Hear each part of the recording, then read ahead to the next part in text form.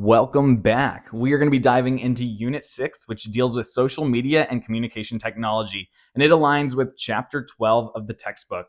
The main focus of this lecture is going to be helping you structure your arguments for the debate, because we're going to be debating in Unit 6. And I guarantee a lot of you have a lot of experience with social media. Hopefully, a lot of it is good, but there are definitely some negative side effects of social media. I have a master's certificate in social media and digital strategy from the University of Florida, and I also teach social media classes at Onondaga Community College. So if you're interested in social media, definitely let me know. I think it's a fascinating area that's only continuing to grow. So with that, let's dive into Unit 6. So for this unit, we are going to be debating, and you've already been assigned a side to the debate. Our debate topic is, on balance, social networking sites and mass media have a positive impact on the United States. And I want to start us off by getting us to think a little bit about what is a social networking site. And I think what's interesting about it is that social networking sites and mass media have converged in a lot of ways. So that's why I included mass media into this topic as well. And with this, while thinking about what is social media, I want you to think of the major players. And what I mean by that, it's Facebook, Instagram, Twitter, X, TikTok, LinkedIn, Pinterest. These are some of the major players that we have in social media. But even below that, we have various social networking sites. I guarantee many of you have looked up items on Reddit. Maybe even some of you have Be Real. We have smaller platforms, but they build large communities around it. Maybe some of you have heard of websites like House or Meetup. So lots of different platforms for you to consider when considering social networking sites. But in addition to that, you have different dating apps that can be social networking. Even within education, we have D2L, Brightspace.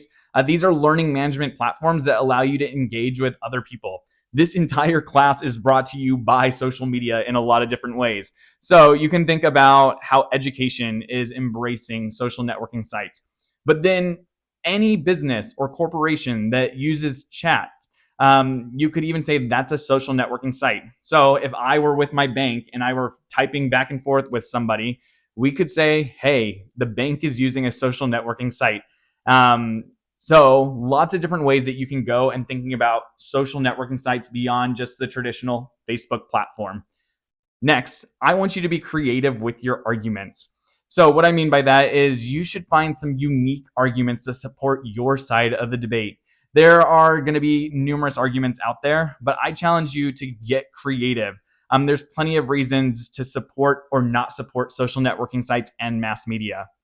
Finally, we are going to be utilizing the Toulmin model to be putting together arguments. And the Toulmin model has 4 components that we are going to be utilizing: claim, data, warrant, and impacts. And we're going to dive more specifically into those in the next slide. So let's go.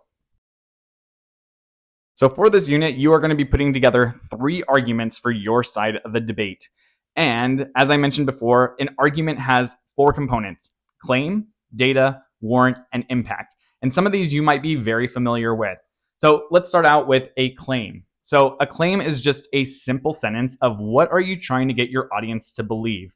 So, for example, you might say that social networking sites and mass media help friends and family stay connected. That could be an example of a claim. One sentence, super simple. Then you're probably also familiar with data. Your data is just the research that you found. So for this assignment, what you can do is you can find the articles that you are going to use, copy and paste the information that you would want to say in the debate into your document, and then you are going to be citing your source. So you can use APA or MLA, whatever works for you. But what's important is that you are citing and verbally citing your information whenever you are presenting your arguments. That not only increases your ethos, but it lets your audience know where your information came from. And as it notes in the slide, you need 2 pieces of data per argument. So one of your arguments, you are going to find data from the textbook. I tell people to go through chapters 10 to 12. However, you can use any information from the textbook to support your argument. Number 3, you are going to have a warrant. I like to think of the warrant as the explanation. So it's getting your audience from point A to point B. So you've shared your claim, you've shared your data. So now you want to explicate or explain your argument. What did the data tell us, and how does all this back up the claim? So whenever I'm working with students in the classroom and they're struggling with the warrant, I say, just talk it out to me. Like, just start talking about how does your argument work. I would say think 3 to 5 sentences for a strong warrant. Then we're going to be moving on into the impacts. You're going to have 3 impacts.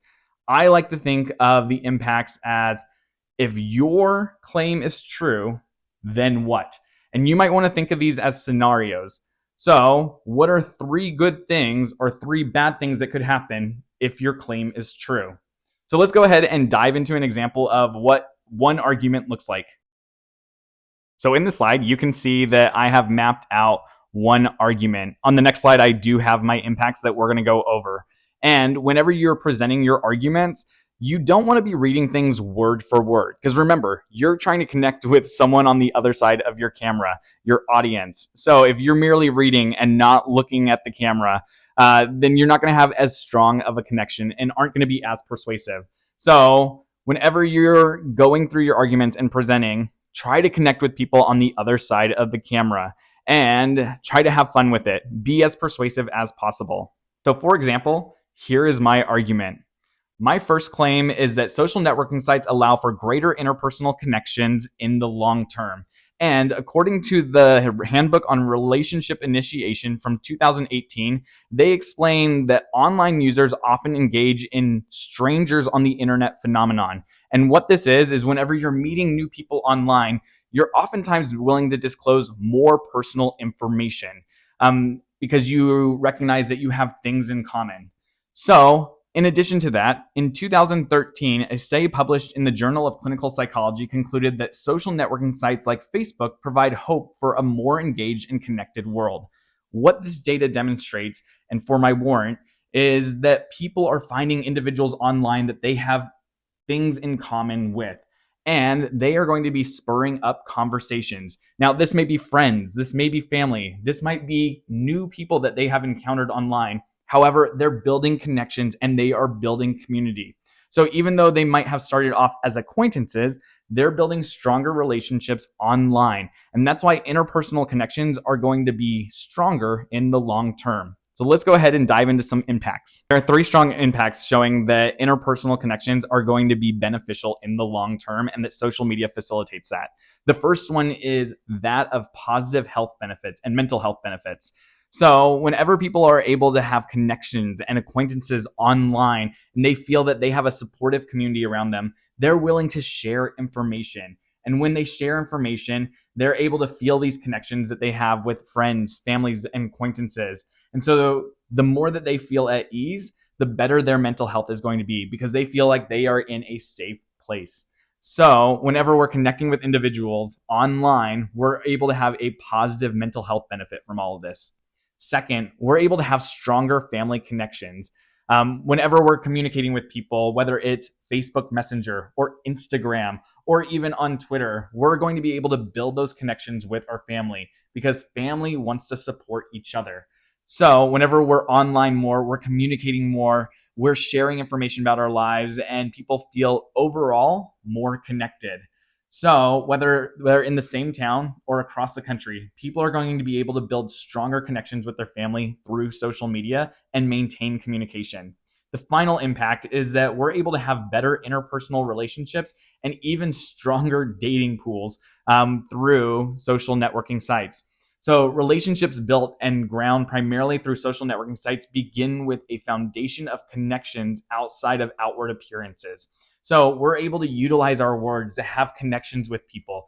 But through social networking sites, we're able to find niche communities. So we're connecting with people that have common interests, which can actually lead to us dating people that we've met online. So not only are there platforms for that, such as Tinder, Hinge, but we are able to find individuals that we have commonalities with, follow them, and then be able to spark up conversations. So this not only leads to stronger interpersonal relationships, but we're able to date the people that we meet online. So for all these reasons, you definitely buy into the claim that social networking sites allow for greater interpersonal connections in the long term. Woo! All right, I made it through my argument. So you're going to be putting together 3 arguments that you're going to be using for your side of the debate. And then you are going to be posting your video on D2L. I'm excited to hear the arguments that you come up with. And remember, be creative. One final reminder is that for one of your arguments, you need to have 2 data points that are coming from the textbook. Chapter 12 is all about social networking sites, social media, and communication technology. Woo, I don't know why I couldn't think of that. So take some time, skim through the textbook, and find some good data points for you to use in one of those arguments.